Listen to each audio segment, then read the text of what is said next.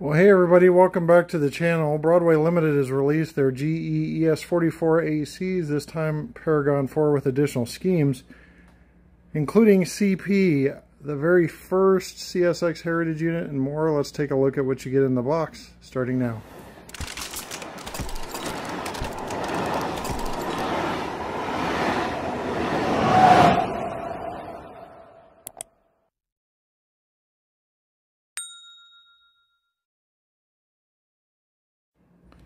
Okay, in the box, plastic wrap may be included just to protect the box from shelf wear. Got these white boxes that Broadway Limited switched to a couple of years ago that also may help because it's not so obvious. We're unboxing the Canadian Pacific version. I'll give the CP modelers enough love. In the box, HO scale items coming soon include their business cars, Pennsylvania Railroad, but don't forget about the UP business car as well. That's the platform car on the back. It's highly popular. And the die-cast Aces and more business cars, GP35s, and the PRR switcher. It's all coming from Broadway Limited. You got the manual with 28 pages, glossy, 27 pages actually. There's also an insert to go over the functions. So you can see there's Pro Lighting mode and Standard mode. Pro Lighting mode lets you individually control the lighting. So in the box, here's the locomotive. Plastic blister packaging. I'll just slide that out.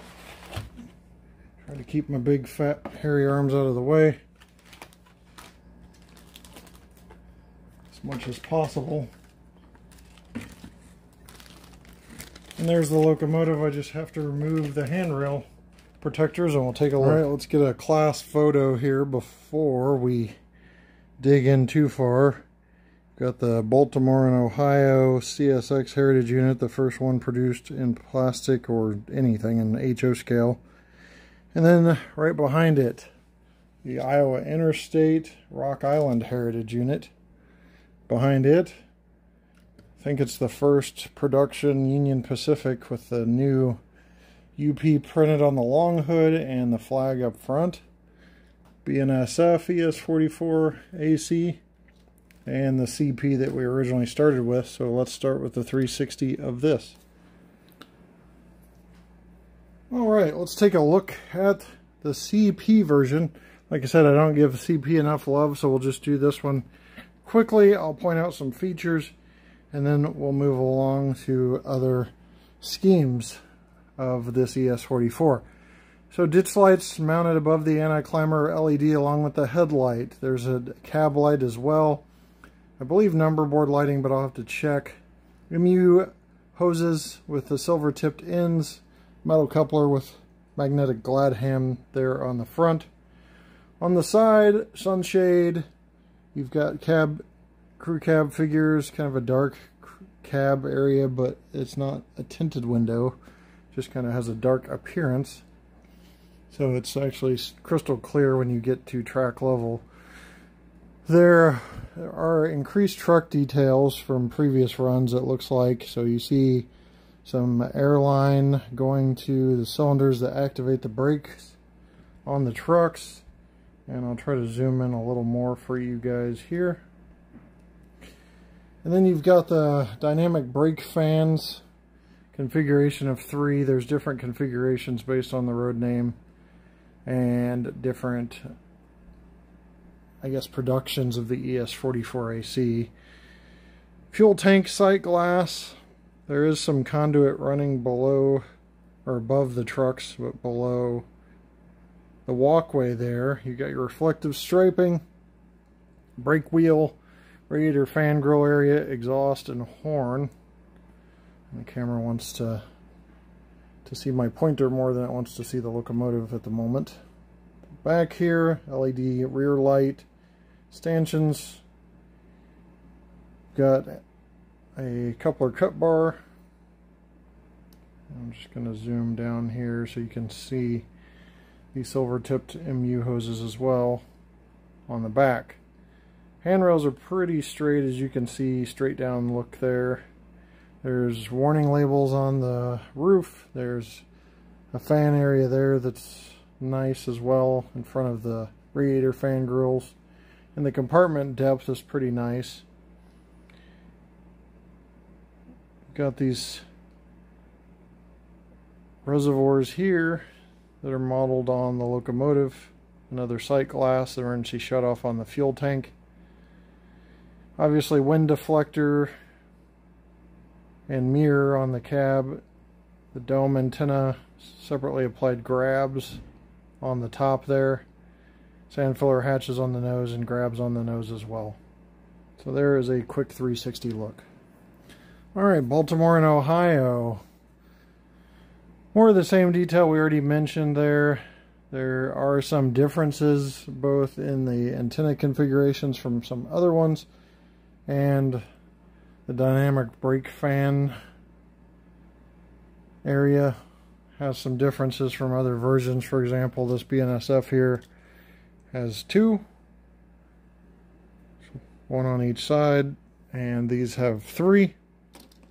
So one thing about this CSX Baltimore and Ohio, like I mentioned, it's the first heritage unit produced in HO scale, plastic, brass, anything, and this is plastic, by the way.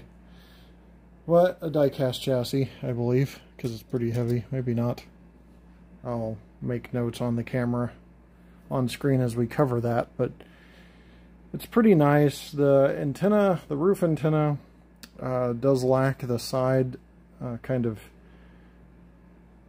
linear antennas. There's a molded place kind of that represents them, but there's no 3D depth there or any added part for that side part of the antenna on each side of the dome. I was looking at the back in prototype photos and thought they were rear ditch lights for a second, but there's not, so that's correct.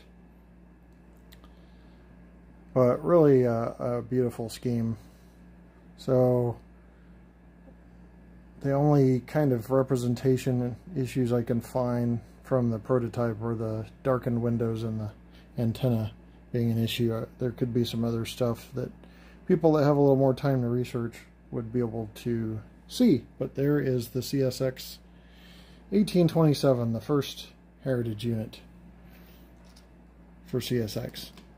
Next up is the UP. Speaking of first, I think this is also the first UP flag for the ES44AC, where they've moved the flag up to the front, put Union Pacific on the long hood there.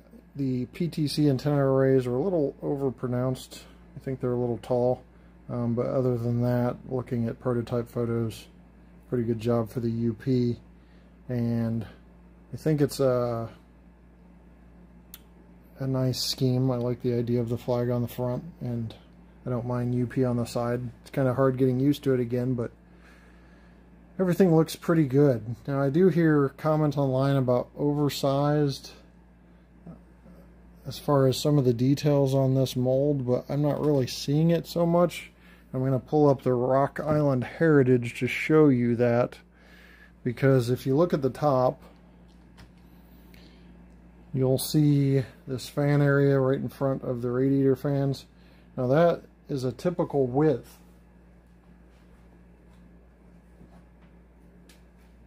But when you look at older molds of the ES44s, unless they've changed out the fans, which is possible, but they were a lot more narrow. So that oversized kind of myth doesn't work there, because this is the correct width. I'm pretty close to it from what I can see from photos, which are a little hard to find, but that's the correct width.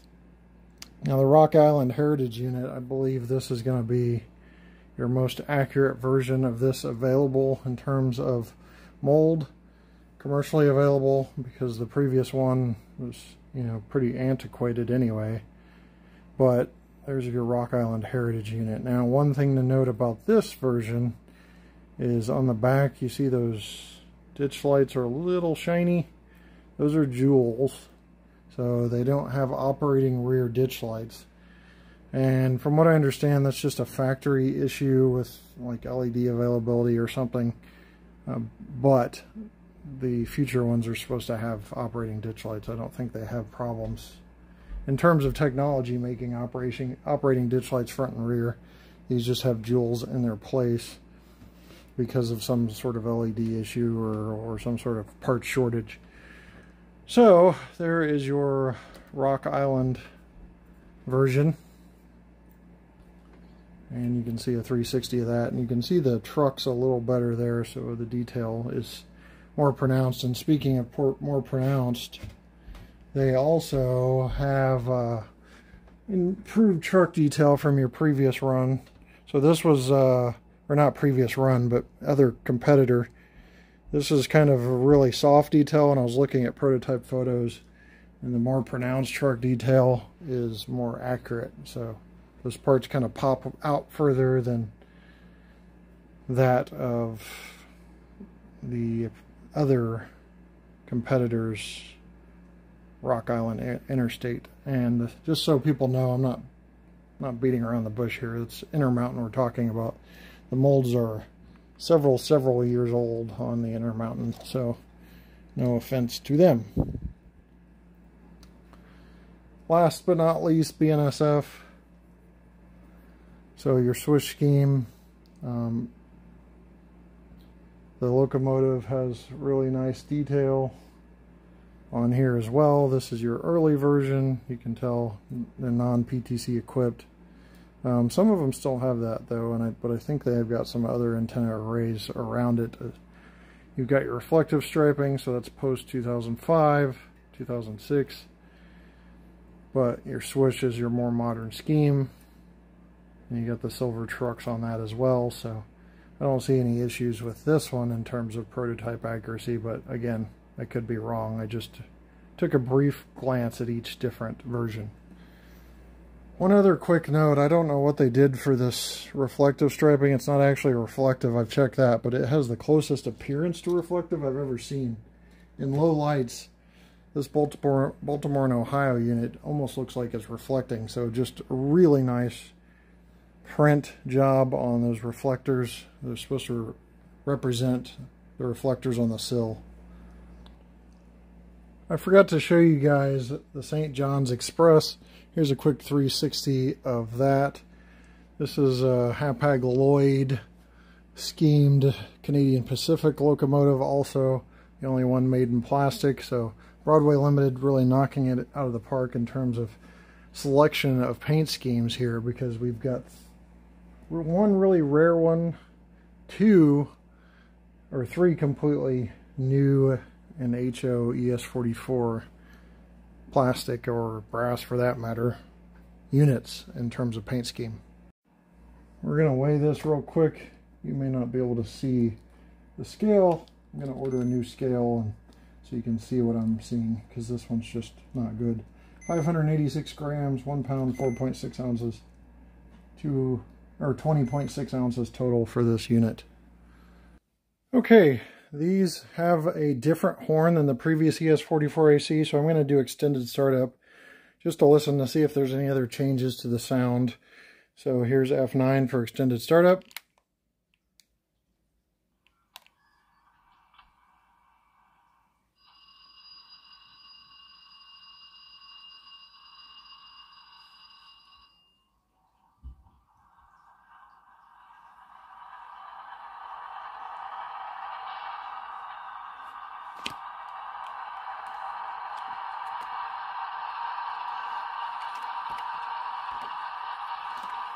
And let's go through some sounds. It sounds like they might have changed that as well. Not so much of a long startup, just a door kind of handle sound maybe, and the alarm bell and the prime mover starting up. Here's the regular bell.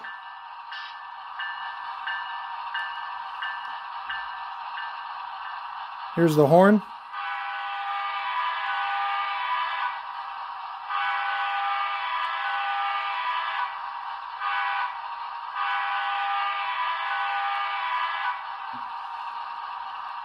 So a note on this model, the ditch lights don't oscillate. On some of them they do, out of the variety that I have. F3's coupler sounds,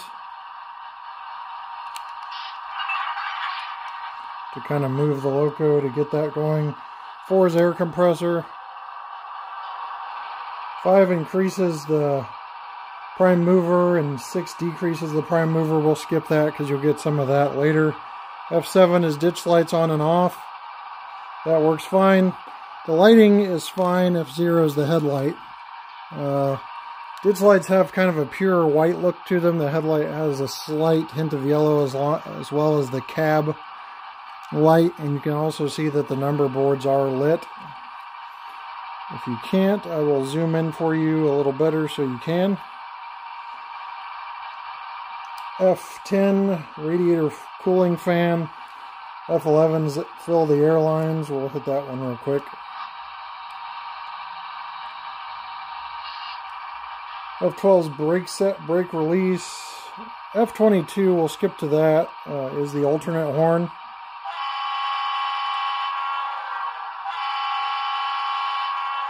Ditch lights are flashing there. That was brake set there for a second. I guess they are flashing on this one, so maybe all of the ditch lights do flash. Just seems like I hit the horn and they didn't, but I might have just missed it.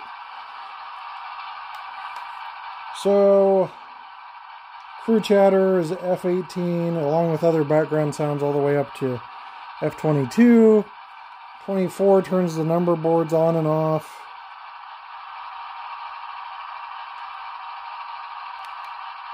And I think that might be pro lighting mode, because I'm not... Oh, no, there they go right there. Okay. That's just regular mode there. Number boards are individually controlled. And you've heard the 2 horns, so that kind of wraps up the sound sets. IQ-Track 2 speedometer will tell us how quick this moves at 1 speed step. Looks like it is smooth operation at 1 speed step. The Broadway Limited locos are a little quicker out of the gun than a lot of the locomotives.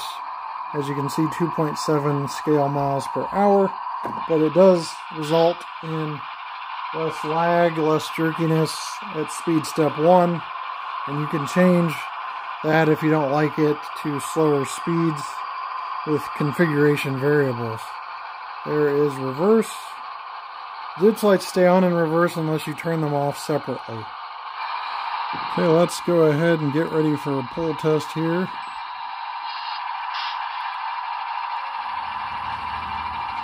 It would be helpful if I was in the right units. 3.1 I mean, so about 50 cars, 3.1, 3.2, about 45 to 50 pieces of HO scale rolling stock per locomotive. So with 2 you can pull prototypical long precision railroading length consists. Alright, that's going to wrap up our review of the ES44AC from Broadway Limited.